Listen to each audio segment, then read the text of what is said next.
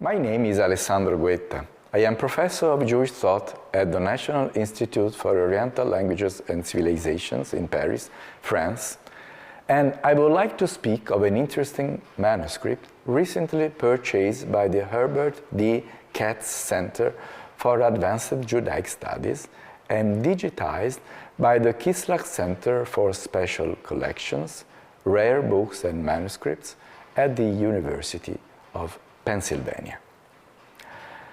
According to the description of the catalog of the auction house, the item consisted of 2 volumes, autograph, meaning materially written by the author himself and not by copies, in Mantua, northern Italy, at the beginning of the 17th century. The title of the first volume is Tavnit ha-mishkan, that is, Image of the Tabernacle, while the second one is called Hanukkah, that is, Inauguration of the House, which is a reference to the Temple of Jerusalem. A quick look at the content shows that the volumes deal with the detailed description of the tabernacle and of the temple, the places of worship of the Hebrews in the desert, then in the land of Israel, and finally in Jerusalem. The different subjects are announced by bigger words in different characters. The first page after the introduction shows the layout of a typical page. Here, the different materials used for the tabernacle are listed and described. Zahav vechesef, gold and silver. Nechoshet, copper. Techelet, described as wool with the color of the sea, and so on. The written descriptions are completed by several drawings and diagrams. What would immediately catch the reader's attention in this description was that the first volume was an unpublished work, while the second one had been already published, that is, printed in a book, by the Israeli scholar Abraham Sofer in 1963. Although the scholar had used another non-autographed manuscript version of the same text for his publication, kept in the public library of Mantua, an Italian town where an important Jewish community lived, particularly in the 16th and 17th centuries. As far as the author is concerned, the name does not appear in this manuscript. According to Sofer's reconstruction, he was Malkiel Ashkenazi, or Tedeschi in Italian, which means German. Little is known about him. What we know is inferred from the works of the historians that have consulted the archives of the Jewish community of Mantua. He was a rabbi in charge of different duties, such as writing the minutes of the meetings of the community council, monitoring the production of kosher meat, as well as collecting funds for the emissaries from the land of Israel. The fact that a man in charge of relatively secondary duties could write such erudite works, as we will see, is an indication of the high cultural level reached by that community. It is rare to encounter a whole manuscript volume that is unpublished and until today practically unknown. It is rare because since the 19th century, when Judaic studies began to consider the history of literature in all its expressions as of vital importance, scholars started to sift through small and big libraries of the whole world, private as well as public, looking for unpublished manuscripts in order to publish and study them. Therefore, a whole unpublished text that is also unknown is an absolute rarity. This is true especially for the Hebrew texts written in Italy, like the one we are dealing with. The Jewish community in Italy has been very important in the past, and its intellectual production is considered as one of high level, especially in the early modern era. It must be mentioned that the Jewish presence in Italy has been uninterrupted for more than 2,000 years, that is, before the destruction of the Second Temple of Jerusalem in the year 70 AD. Therefore, this is the longest Jewish presence in Europe, which has obviously given birth to a rich and multifaceted culture, relatively well integrated in the general culture of the country. In the period when our two volumes were written, that is, at the beginning of the 17th century, from a cultural point of view, the Jewish communities in Italy were probably the most important ones in Europe, if not of the whole Jewish diaspora. And Mantua was one of the main Jewish cultural centers of the time, together with a few other cities such as Venice and Prague, even after the establishment of a ghetto in 1612.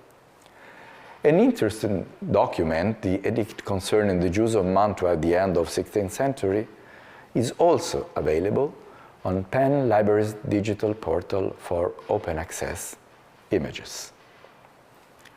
In this little city of northern Italy, ruled by the house of Gonzaga, the period that goes under the name of Renaissance was particularly intense. This is apparent to anyone visiting the town today and appreciating its urban structure, architecture, and paintings, but also its literature and music were significantly developed in that period. As it is often the case, the local Jewish community followed the fate of the rest of the city, as their cultural life too developed in parallel. The Jews of Mantua have left us outstanding works in virtually all fields of what we usually call Jewish literature, which is astonishing for a community that never numbered more than 2,000 persons. This is, very briefly, the context in which our manuscript was composed. Let's now start leafing through this volume to get a more detailed picture of the item we are dealing with. The material used for this volume is paper, which was the less expensive and also the most common kind of writing support. This was quite normal for a common, not particularly precious book, especially when considering that since this autograph manuscript is full of corrections, it was probably not the final draft. It's obviously not easy to distinguish the material support through a screen. However, it's not difficult in this case to identify the type of writing. As correctly indicated by the catalog of the auction house, this is an example of Hebrew written in cursive Italian. Any scholars of Judaic studies who have ever dealt with manuscripts would easily recognize this type of writing, which was common among the Jews of this country for centuries. Every important region where the Jews resided had in fact its own specific typology of writing. I am not a paleographer, that is, a person specialized in the reading of ancient scripts, nor am I a codicologist, meaning an expert of the material aspects of a manuscript. I am an intellectual historian coming from a philosophical background. Since I am used to dealing with quite abstract concepts, I began to be acquainted with manuscripts quite late. However, I believe that even for those who study intellectual history, it is extremely fruitful to use manuscript materials. Not only because manuscript versions are often different from the printed ones and thus present some interesting variations, but also because in a manuscript, especially in a bound manuscript, many elements, even the less apparent ones, and those that seem to be irrelevant, can provide additional information about the manufacturing of the volume and its circulation. For example, how the volume was written, when, and where, and maybe even by whom it has been read. In other words, some material details can provide elements relevant for the history of ideas and their circulation. Not to mention the special relation that the reader can establish with the manuscript text, as though in those traces of ink one could feel the physical act of writing, driven by a thought that was expressed centuries before, crossing the ages. One must acknowledge that this particular way of reading a text possesses something we could define as a sort of an additional soul, compared to the reading of a recently printed book, which is far more neutral and from which the author's thoughts emerge, so to say, in a more impersonal manner. We have now opened our manuscript and we continue to live through it. We have to warn the potential reader that in most cases a manuscript is not as easy to read as a book. This is especially true when it comes to autograph volumes. In fact, the authors very often wrote quite quickly, that's why our text is in cursive, without paying too much attention to the quality of their handwriting. They would correct, cross out, add words or sentences between the lines and at the margins. Exactly as we do, or better said, as those who still use pen and paper do, rather than those using a computer. Let's observe, for instance, another manuscript written in Italy some years before the Tavnit ha-mishkan, which is the primary focus of our lessons. It is the Italian translation in Hebrew characters of Maimonides' Guide for the Perplexed by Yedidia Recanati. This is a provisional version, a version in progress, so to say, with some corrections and additions, while this is the final copy, meaning the final version where those corrections have been integrated. It's interesting to study such variations, and this allows us to observe the author's work, who might have developed new thoughts after the first version or discovered new sources and come to different conclusions. In other words, autograph manuscripts enable us to be, to a certain extent, in medias res, as the Latin would say, that is, right in the middle of the events. They allow us to dive into the reality of the writing process. It's a bit like when some particular techniques reveal, below the final layer of some paintings, previous experiments, then covered after the so-called regret of the artist had occurred. But let's return to our manuscript. The first volume, the unpublished one we are currently focusing on, comprises 27 leaves or folios, the second one 53. The first one, as indicated by the title, is a description of the Mishkan, that is the tabernacle, which was a mobile sanctuary that, according to the Bible, God showed to Moses in a vision and was thus built in the desert. Once again, according to the Bible, the Mishkan used to follow the Hebrews in all their peregrinations, but it also represented for centuries a stable worship place when the Hebrews finally reached the land of Canaan, before the construction of the temple in Jerusalem during Solomon's kingdom. The Mishkan was constituted roughly by three parts: a courtyard, Hatzer, where there was an altar for the sacrifices, then a more inner part, the real tabernacle, called sacred, Kodesh, and then another one called most sacred, Kodesh HaKodashim, where there were a gold-coated case, the so-called Aron, where the tables of the law were preserved. On the Aron, one could see the sculpted representation of two cherubim, none better identified winged beings upon which the presence of God was manifested. Mishkan originates from the word shachan, to abide. The Bible's description that is found in the book of Exodus is quite extensive. It takes up many chapters from the 25th to the 40th, and extremely detailed, even though it is not extensive enough to mention all the details. Therefore, for a thorough description, one needs to resort to some very ancient oral traditions or to interpretations. Since the latter are numerous and often in contrast with each other, as they have been expressed through the centuries, a need was felt for a synthesis.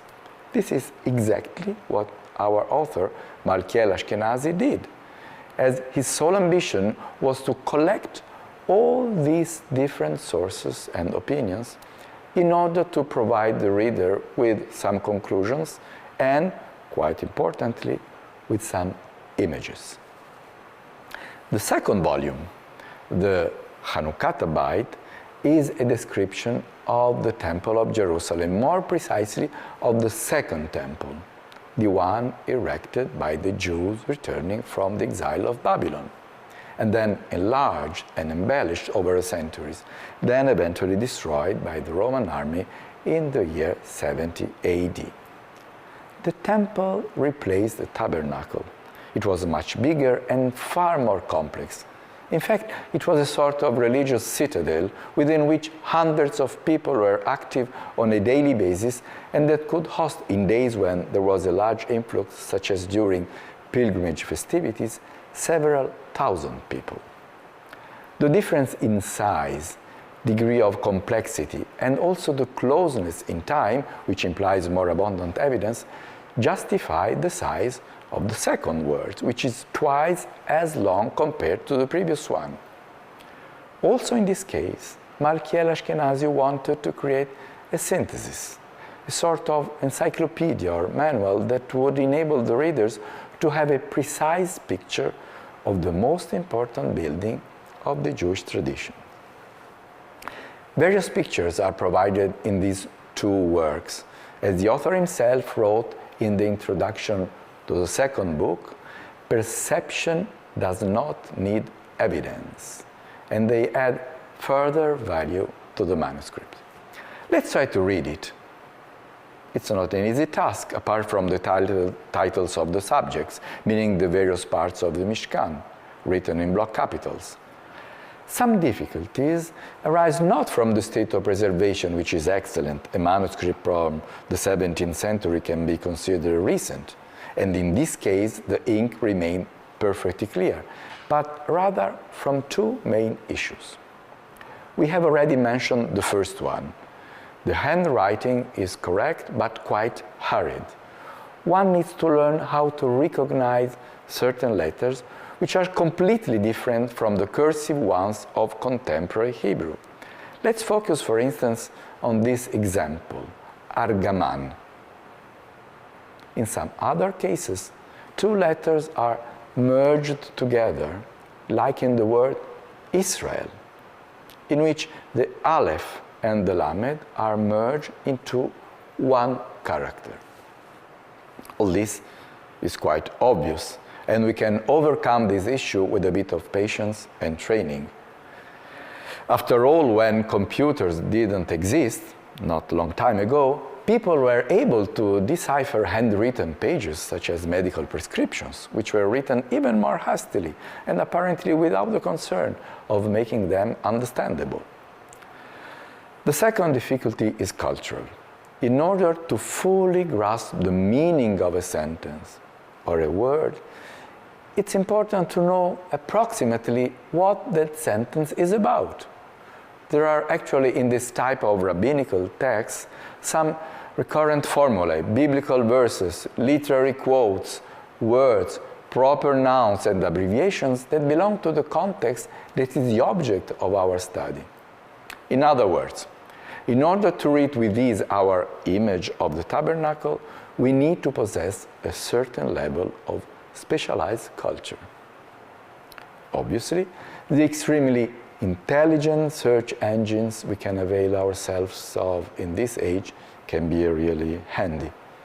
Simply by typing in several words, no matter if they are not perfectly correct, which is quite useful when we are dealing with a manuscript that is not easy to read, if we are lucky, we can identify the text from which that particular formula or sentence was excerpted. In any case, this is just a technique that is meant to ease our work. In fact, one should always bear in mind that internet tools which enable us to access a huge library, easy to consult, are nothing more than tools. The ultimate aims are, in fact, knowledge and comprehension, and these can only be obtained through the synthesis operated by the scholar's mind or by the mind of a would-be scholar, that is, the student. There are roughly two ways of doing research in the field of intellectual history. The first one consists in analyzing one or more texts. Initially, they are studied from different angles. Then the research is progressively extended to what is called secondary literature, that is, articles and books written by other scholars on similar subjects. The second way of doing research proceeds in the opposite direction. That is, first of all, we try to collect as complete as a bibliography as possible. We read it, and only after this operation is done, we approach a given text and understand it within the frame of knowledge we have managed to acquire. These are obviously only two ideal methodologies of carrying out a research. In reality, there is always a constant back and forth between primary literature, meaning the texts that are the main target of our study, and the secondary one. The internet has enormously amplified our capacity of doing research, especially with regard to bibliography, meaning secondary literature. Today, it's relatively easy to obtain through a search engine, if properly consulted, a list of articles or books relevant to our study. We have almost forgotten that until only a few years ago, such information was circulated from person to person, from teachers to their students, between colleagues, or it was obtained by simply leafing through the pages of specialized periodicals or hard copies of library catalogs. Even if our capacity is now much bigger, we should always bear in mind that the internet is but a tool in the hands of researchers who need to be able to look for and select the relevant pieces of information. Very recently, the internet has become an essential tool also with regards to primary sources. The amount of ancient books accessible online has increased exponentially, to the extent that today there is almost, and I emphasize the word almost, no need to move physically in order to read a book printed several centuries ago. This is also true when it comes to Hebrew texts. However, an even more recent phenomenon is the digitalization of manuscripts, a field in which the Schoenberg Institute for Manuscript Studies at the University of Pennsylvania is at the forefront. While sitting in our homes today, we can see many manuscripts on our computers. We can enlarge them or make them clearer to be able to read them more easily. we can also print them in different dimensions. The manuscript copy of the Tavnit ha-mishkan, like many others, has been made available online. Let's research this title, Tavnit ha-mishkan, on the internet. We can find several useful websites that tell us how the tabernacle was made, but we can find nothing about our manuscript. However, if we have some experience in the field and we go to the catalog of the National Library of Israel in Jerusalem and we look for the words Tavnit ha-mishkan in Hebrew, narrowing down our research to Malkiel Ashkenazi, we will find out that there are 3 manuscript copies of this work. And if we are lucky enough to be physically there in Jerusalem, we can see all of them on the screen. Otherwise, only our manuscript is visible. Let's then start leafing through them virtually, that is, online. The copy preserved at the library of the Hungarian Academy of Sciences in Budapest, Hungary, Kaufmann collection, noticeably presents even more corrections than the Philadelphia one, which is the one we are currently studying. The other one, owned by the Russian State Library of Moscow, Ginzburg collection, presents less corrections and contains more images. The first question we ask ourselves is, were these texts written by the same hand? Can they be situated on a timeline? We must add that a 4th manuscript, that is only the 2nd part, the one of the temple, is held by the Library of Jewish Community of Mantua. It is the text used by Abraham Sofer for his edition. Let's first analyze the handwriting. The results is that the 3, the Moscow copy, the one from Philadelphia, and the one held in Budapest, could have been written by different hands. But even if different persons materially wrote the 3 texts, the author was certainly one of them and dictated to a copyist the others, as the corrections and additions that he alone could do show. Let's now take into consideration one page, the incipit, the first page, to try to establish a chronology. This first page, as we have already mentioned earlier on, consists of a poetical introduction to the actual treatise. This is the version as it appears in the Philadelphia manuscript. Vaisai vaera, והנה 3 אנשים ניצבים עליי, טרן דמין חבריה, ואברהם בני הולך עמם, ישמרם צורם, ויסורו ויבואו אלו אל ביתי, לקבוע עתים לתורה בכל יום ויום. I raised my eyes and saw 3 men standing in front of me. 2 of them were colleagues of mine at the yeshiva, meaning the school, accompanied by my son Abraham. May God, the rock, protect them. They would come every day to my place to study the Torah at fixed hours. This text is clearly a literary re-elaboration of well-known biblical passage, meaning chapter 18 of the book of Genesis, where the encounter between Abraham and 3 angels is narrated.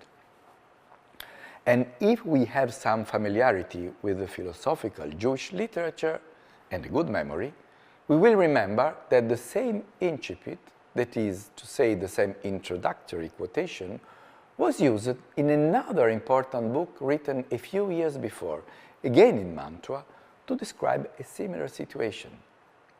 In 1594, Rabbi Yehuda Moscato had published a commentary destined to become a classic to the famous Kuzari by Yehuda Halevi. In the introduction to his commentary, Moscato used exactly the same biblical scene to describe the request made by 3 members of the community of his city to compose that commentary. I raised my eyes and saw three men standing in front of me, their excellences, the rabbis, and so on and so on. Malkiel certainly knew about this text. He took the formula. In this case, imitation, rather than passive plagiarism, can be seen as hint, a reference to a prestigious work written in the same community. In the following lines, Malkiel Ashkenazi tells his readers that these three people insisted that he wrote a treatise on the tabernacle, whose leg was felt. In our manuscript, the names of the first two characters are crossed out and are quite difficult to read. But in the Budapest manuscript, they are visible. These are Pinchas Elia Melli, his brother-in-law and the well-known rabbi of the town, and Meir Lendinara, whom I was not able to identify. The Moscow manuscript contains the text as it was corrected in the Philadelphia manuscript, meaning without the names crossed out. So we can only formulate hypotheses about the disappearance of these two last names. And one can therefore start to infer that the order in which these texts were written is the following: Budapest, Philadelphia, and Moscow. Budapest was certainly the first version. The author completed the description of the tabernacle, the external structure and the internal parts, and even wrote his conclusions. But then, as he wrote, Yad Adonai hayta alai levaer ofen asyata begadim shayu mishtamshim bahem hakohanim bishat avodatam. The hand of God was upon me, so that I will explain how the garments worn by the priests in their time of service were made, actually what they looked like. And he added a section on that topic that appears in the two other manuscripts. Let's take another example. When the author comes to describe the Urim vetumim, the objects difficult to identify but certainly belonging to the high priest's garment and used for divination, the Budapest manuscript is full of crossed out words, even entire lines. It announces the image of the breastplate of the high priest, but does not draw it, and is clearly a draft. The author prepared this work, and there was no need at this stage to prepare all the drawings, whereas our one of Philadelphia is clean and has the drawing, although it presents a column added in the margin with the opinions of two great masters, both Spanish, Yom Tov Ishbili Kol Ritba, and Moshe Gerondi, in Hebrew Moshe ben Nachman Ramban, a passage that was already present in the Budapest text. Did the copies forget this passage? The Moscow manuscript has the whole text without erasures nor additions. The names of the precious stones are written in block letters and not in cursive, and as in the Philadelphia text. It's obviously the final stage of the work. We have already noted that the three texts were probably materially written by different hands. Some letters are actually quite different. And we could continue to carry out this exercise on other pages in order to confirm this provisional conclusion. We could, for example, identify which copy contains the Talmudic quotes that are so relevant and precious. The Philadelphia version was most probably just an intermediate version before the final one. Or it was meant to be a final version, as the final index of subjects referring to precise pages can suggest. But then the author continued his research and found new sources that he added to the text at the margins and were incorporated in the very final version, which should be the Moscow one. The latter is therefore the version that should be taken into consideration for a possible publication of this work, as it represents the final version of the text according to the author's will. However, also the previous versions will have to be taken into account by pointing out later additions to the text as well as the most significant variations. We will have then the description of the way of working of a Jewish Italian scholar of the late Renaissance. Going on with the reading of the texts, we find names of authors and titles of different works, which our author drew upon to compose his own work. It's important to take this fact into consideration because if we list down these sources, we will have reconstructed, at least in part, the author's library, meaning the library of a particularly representative Jewish scholar from Mantua, as he was probably a scholar of average importance. The libraries of outstanding characters are usually outstanding too. However, although they are interesting as such, they don't tell us much about the average culture of a certain period in a wider sense. Knowing what people used to read allows us to better understand the culture of a certain period in a fairly concrete way. In the case of our author, we will have to specify the following. We can only know what he was allowed to read, because we must remember that he lived in an age of censorship of books and ideas enforced by the Catholic Church. Christian as well as Jewish books, for different reasons, were examined by the official censors of the Inquisition and could be expurgated, which means that they could be printed, possessed, and read without some parts of them, or totally forbidden. Let's then proceed extracting the sources mentioned by the author, without forgetting that the Tavnit ha-mishkan by Malkiel Ashkenazi is essentially a compilation of pre-existing sources, some of which the author criticizes or aligns himself with. These sources can be divided into three categories according to their chronological origin. To the first category belong the writings from the Talmudic age or those written immediately afterwards, meaning those dating back to the first centuries of the Christian age. These are treatises of the Mishnah, the most important orally transmitted collection of laws, and more specifically, the treatise called Midot, meaning measures, which deals with the Temple of Jerusalem and its furniture. There are then some Baraitot, which are texts that were excluded from the decodification of the Mishnah, together with various collections of Midrashim, which are rabbinical statements of various kinds, they too composed during the first centuries of the Christian age. It's also mentioning some quotes particularly lengthy of different treatises of the Talmud, that is, some discussions about the text of the Mishnah, usually added here at the margin of a page. We will try to explain later on the reason behind this kind of additions. To the second category, which includes most of the sources, belong the so-called medieval writers that lived from the 11th to the 15th century.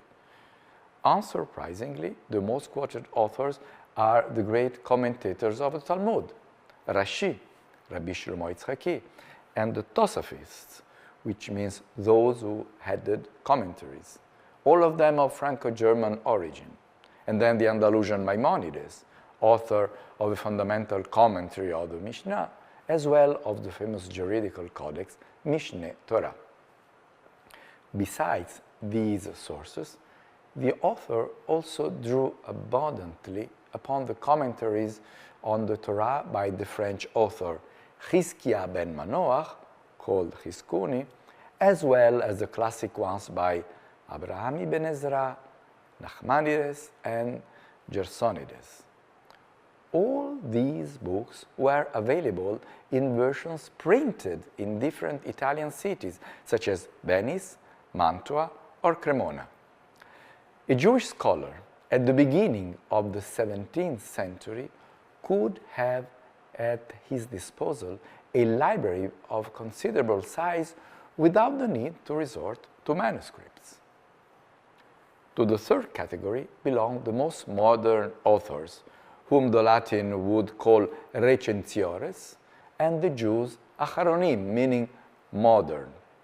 those who lived between the 15th and the 16th century, such as the famous Spanish author Yitzhak Abravanel, called by Malkiel Ashkenazi in Italianized fashion Abrabanello, and then Yitzhak Caro, Moshe of Trani, and Yosef Caro, who lived in the land of Israel, and also Elia Mizrahi, who lived in Constantinople.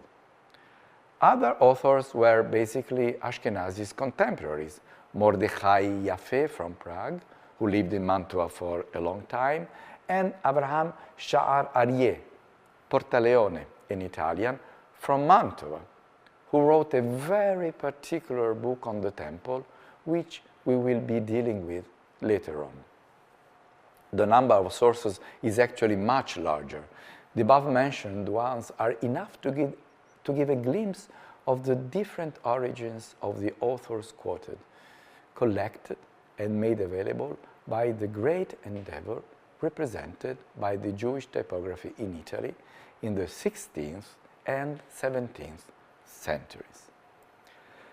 A special place is reserved for the texts about Kabbalah, the esoteric doctrine, such as certain sections from the Zohar, exceptionally used not to describe, but rather to interpret the meaning of the tabernacle.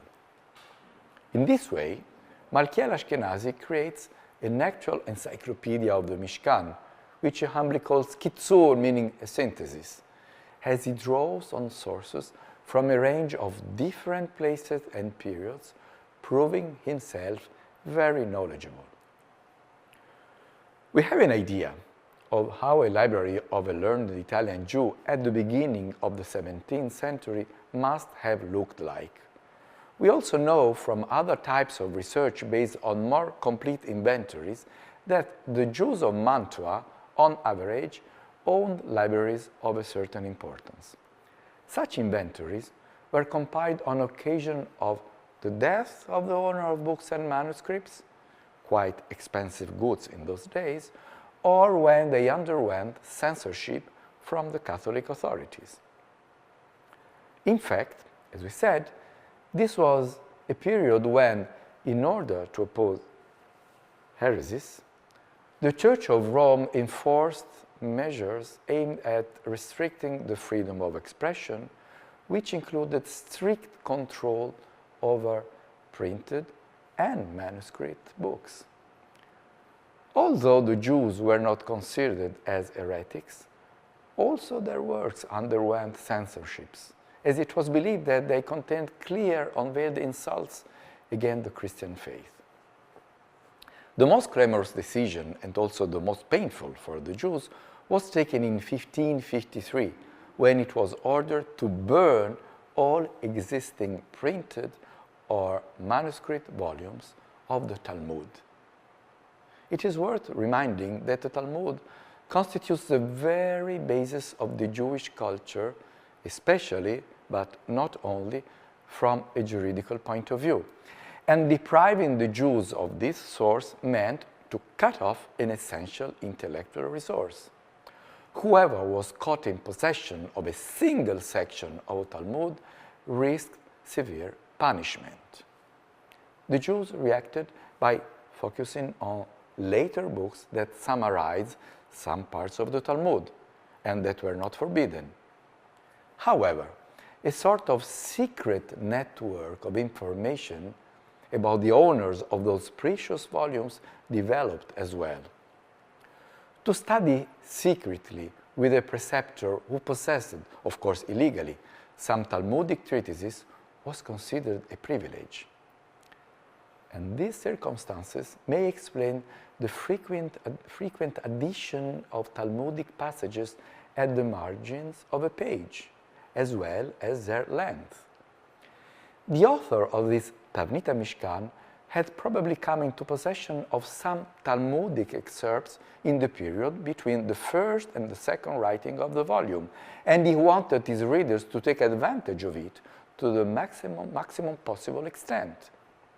Since it was rare to have Talmudic texts available, whenever there was the possibility to have one, this would not be cut or summarized, but rather offered in its entirety. This shows how interesting it can be to work on a manuscript, which is a work in progress by its own nature. In this case, a simple addition at the margin on an apparently neutral topic such as the tabernacle may have considerable historical significance.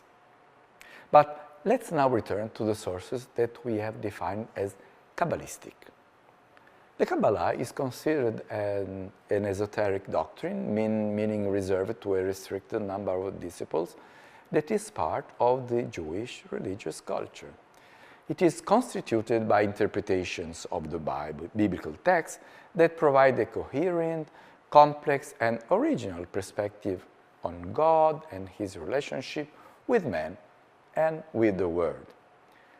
Historians have long been noticed that in the 17th as well as in the first decades of the 18th century, the Kabbalah underwent an important transformation. From being a doctrine reserved for the few, it became the most widespread form of theology. And this occurred also on the level of popular beliefs and religious practices. It is possible to find several proofs of the importance of the Kabbalah in our text. First of all, the very beginning of this work is a quote from the Zohar.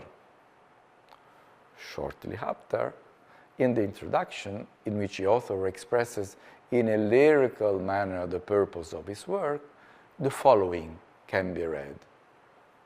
Lo adaber bekitzuri ze birmazim besodot ha-mishkan ki rabbu kemo rabbu. In my work of synthesis, I will not linger over the hidden hints and the secrets of the tabernacle, which are plentiful. The author continues by saying that the interpreters of all sorts of the immediate and literal meaning of the text, as well as the Kabbalists, have provided a great deal of explanations about every single detail of the Mishkan, which are relevant for those who understand them, because, he writes, everything is contained in them. Dechulu itnehu be. However, Ashkenazi declares that he will limit himself to a mere external description. But just some lines after, he makes an exception to this program when he describes the mysterious golden figures of the cherubs placed on the Ark of the Covenant, which contained the tables of the law. According to the interpretation chosen by Ashkenazi, these cherubs were representations of winged children facing each other, whose wings converged above the lid of the ark. These figures, the author adds, represented a male and a female. And he quotes, to show that God loves Israel like a man and a woman love each other. This interpretation has a Talmudic origin. Nonetheless, Malkiel Ashkenazi attributes it to those who know the grace, which is one of the denominations of the Kabbalists. And he also quotes a passage from the Zohar, from Midrash Ne'elam, Parasha Acharemot, wherever there are not a male and a female, the presence of God cannot be contemplated. And this is a clear trace of a non-descriptive interpretation in the volume. There are a few others. It's quite telling that its exegetic inspiration is Kabbalistic rather than philosophical or ethical, as it was among both Jews and Christians in previous centuries. The tabernacle and the temple were seen in those centuries, for example, as allegories of the universe, and their different sections stood for the different words, the sublunar, the celestial, the divine. And this kind of interpretation does not exist any longer in the 16th century, which is, at least as far as Jewish culture is concerned, at once more scientific and realistic and more mystic, notwithstanding the apparent contradiction. As we have seen, this little treatise, which appears so technical at first glance, describing thoroughly the tabernacle in every detail, can also be extremely interesting from the point of view of intellectual history. The aim of this brief treatise, whose title is The Image of the Tabernacle, Tavnit ha-mishkan, is to describe as precisely as possible all the different elements of that construction. The biblical text was already extremely precise, mentioning the shapes, materials, and size of all these elements, and even their order and the correct way of assembling them. However, various generations of scholars have discussed about the details specified in the Bible, such as the shape of the rings through which the long beams that supported the wall planks passed, or whether the dimensions of the Ark of the Covenant were the internal or the external ones, that is, whether they included the thickness of the wood or not, and so on. Malkiel Ashkenazi did not come up with any allegorical, ethical, or mystical teaching as many authors, both Jewish and Christian, did before him when writing about the tabernacle or the temple. It does not go beyond a description of the outer aspects connected with this topic. His aim is to clarify for the reader how the tabernacle, its furniture and vessels, and the garments worn by the high priest must have looked like. Where does the usefulness of this work lie? Wouldn't have been enough to give just a generic description of something that belongs to a remote past, without investing so much intellectual energy into a tiresome and perhaps superfluous operation? As stated in a Talmudic saying, Mai dehava hava. What has been, has been. Whatever has happened in the past belongs to the past. What is the point, then, of trying to analyze it in so much detail? In the Talmud, this very statement is given as an answer to someone insisting on learning about the details of the Temple of Jerusalem. And a variety of different answers are given regarding the necessity to learn about such details precisely. The necessity to avoid contradiction between the two biblical descriptions is one of these. As far as our volume is concerned, there is no univocal answer. Nonetheless, we can observe that the three persons who visited the author, who were asking to be taught about the precise appearance of the Mishkan, did not represent an isolated case.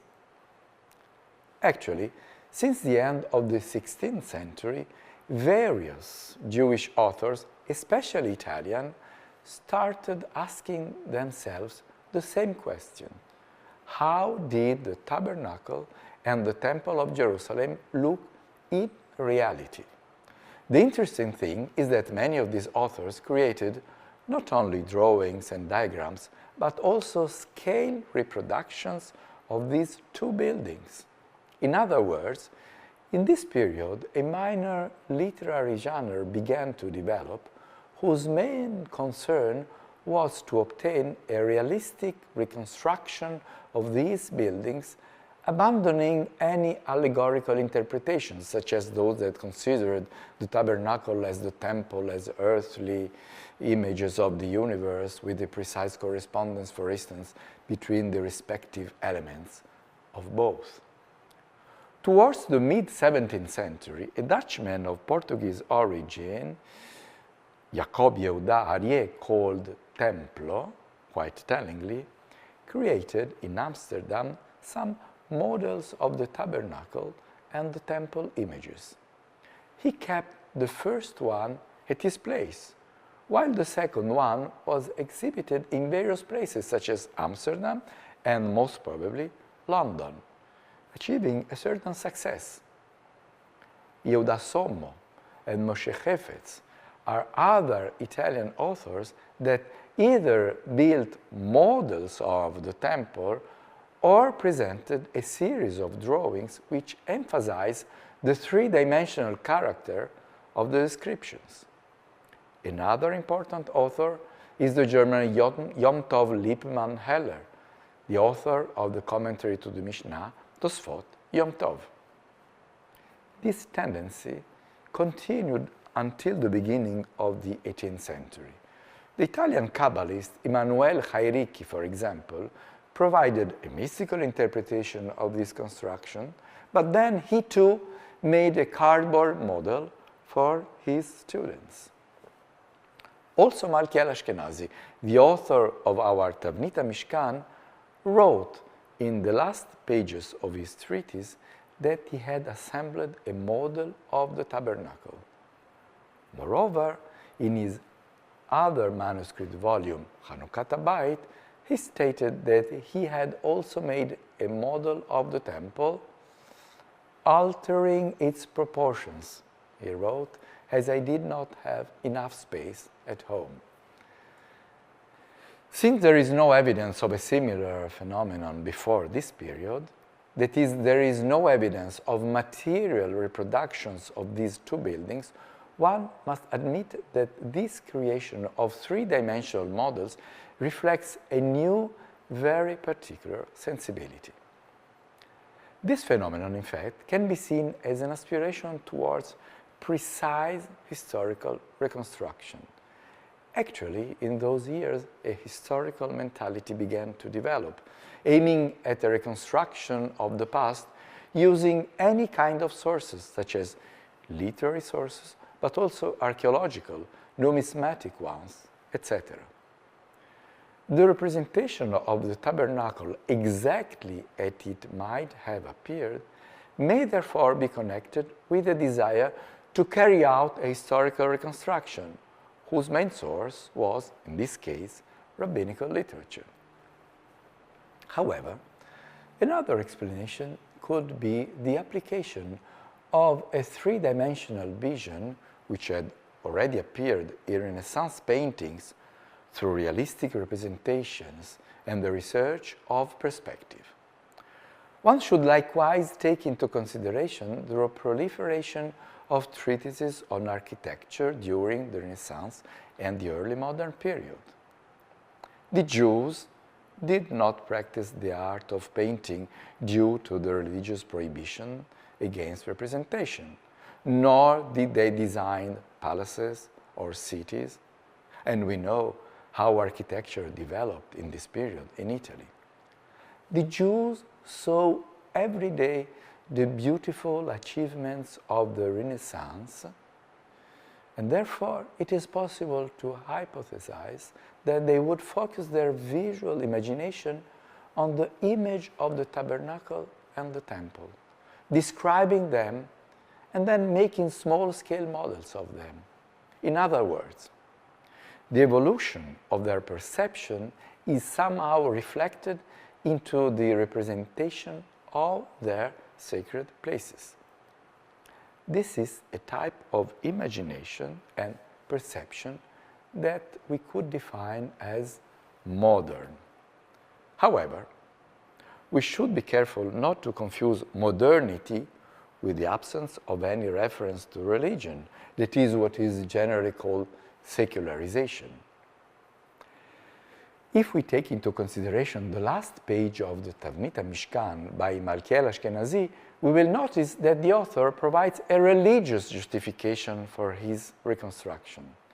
Let's analyze the whole sentence. I have reconstructed a tabernacle in small scale with all its furniture, following what I have written in my synthesis, because they are a hint and an image that corresponds to heaven as written by Bachia and others. End quote. Malkiel Ashkenazi is here referring to the biblical commentary written by Bachia ben Asher, 13th, 14th century, who drew his inspiration on the Kabbalah, according to which the human body as well as the constructions inspired by God, like the tabernacle, are nothing but images mirroring celestial and divine realities. A microcosm that is at the same time a model and a reduced mirror of the macrocosm. But Ashkenazi does not develop this idea. In the other volume, in which he describes the temple, Malkiel Ashkenazi recalls that once a Kabbalist from Mantua, Yitzhak Levi, who studied with the well-known Kabbalist Menachem Azariah of Fano, saw a hint to the reconstruction of the temple in the initials of his name, Malkiel. And this is, by the way, the only mention of the author's name. Also, in other cases, the motivation given for providing a detailed description of the construction in small scale of the tabernacle or the temple is of the religious character. For instance, the physician and universal man of learning, Abraham Portaleone, Sha'ararie, who was from Mantua as well, published in 1612, thus in the same years of the Tavnit ha-mishkan, an important book, the Shiltei HaGiborim, the Shields of the Braves, in which a realistic description of the temple is given in order to allow the reader to identify with a Jew of the past that would offer sacrifices, inspiring what can be considered as some sort of mystical as well as historical transfer. Also, the reproductions made by Jacob Yehuda Templo from Amsterdam were encouraged and financed by theologians belonging to a millenarist Protestant group, which considered the reconstruction of the Temple of Jerusalem as one of the events connected with the second coming of the Messiah. Therefore, to know and to see how the temple really looked had for them an important religious significance. As it is apparent in these instances, the projection into a modern spatial perception is justified, at least at the beginning, by religious motivations. The change occurs smoothly rather than through an abrupt change of direction. There were other periods of the Jewish literature in which a description of the tabernacle through words and drawings was important. Catalonia in the 14th century, for example. But in that period, images were the instrument to reach intellectual contemplation, whereas in the early modern era, the construction of a geometric, realistic space, even if through religious justifications, was the authentic objective of the Jewish writers. I hope that through the reading of this manuscript, we have got acquainted with a Jewish scholar of the beginning of the 17th century, as well as with a sample of what can be seen as a literary genre in its own right, perhaps quite limited quantity-wise, but surely interesting from a historical point of view. We have also seen how even a technical text, without theoretical ambitions, can provide us with important evidence to reconstruct a given period from the angle of intellectual history.